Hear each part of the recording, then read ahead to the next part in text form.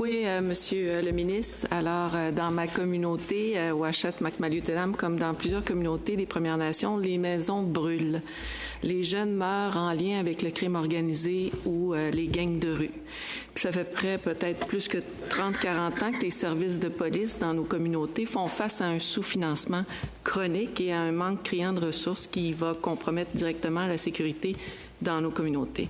Et pourtant, les appels à la justice de l'AMFADA, il faut des services adéquats. Et malgré cela, les services sont traités comme des projets pilotes, des programmes temporaires et non des services essentiels. Alors, ma question, la première, est la suivante. Combien de temps que le gouvernement va-t-il maintenir cette approche précaire pour les communautés autochtones? Monsieur le ministre.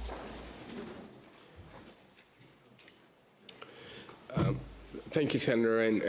Je vous remercie de votre question, sénatrice. Je répondrai qu'on a déjà fait pas mal de travail au cours des 7 derniers mois pour assurer que les forces policières dans les Premières Nations soutiennent le travail névralgique que nous faisons. Comme vous savez, à l'heure actuelle, il y a une formule de partage de coûts entre les provinces et ça fait partie du programme. Et par exemple, au Québec, dans votre communauté,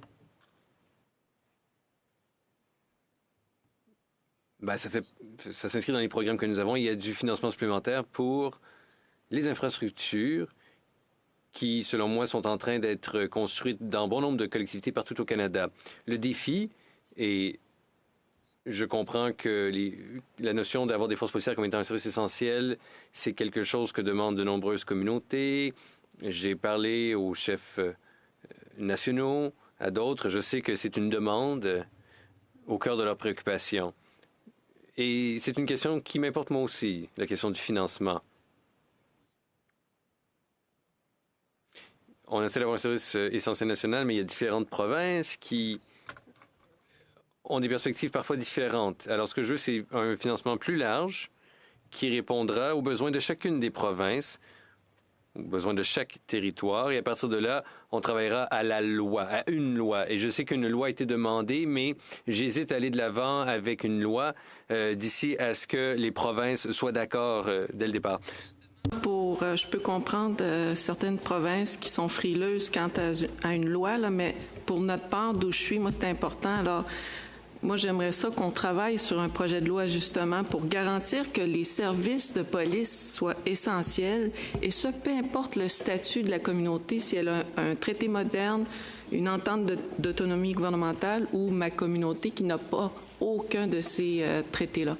Alors ça, pour moi, je pense que vous avez du vent dans les voiles pour une couple de lunes et de mois et d'années comme gouvernement. J'espère qu'il va y avoir un projet de loi. Monsieur le ministre. Senator, I look forward to working with you. Il me tarde de travailler avec vous, sénatrice, et je vous remercie de vos souhaits. J'espère que ça se concrétisera. Et, écoutez, il y a quand même pas mal de travail en ce qui a trait aux forces policières au sein des communautés autochtones. Et je tiens d'ailleurs à souligner le travail du sénateur Francis, avec qui je me suis réuni il y a quelques semaines. Ou quelques mois plus tôt, on a parlé des différents éléments qui représentent des défis dans les communautés. Ça demeure un secteur où il nous faut travailler davantage. Je le reconnais. Et j'espère que nous pourrons régler certains des enjeux où les forces policières autochtones est au cœur du renouvellement des ententes. Il y a aussi des endroits où on peut faire du progrès, où il y a déjà des bons partenariats.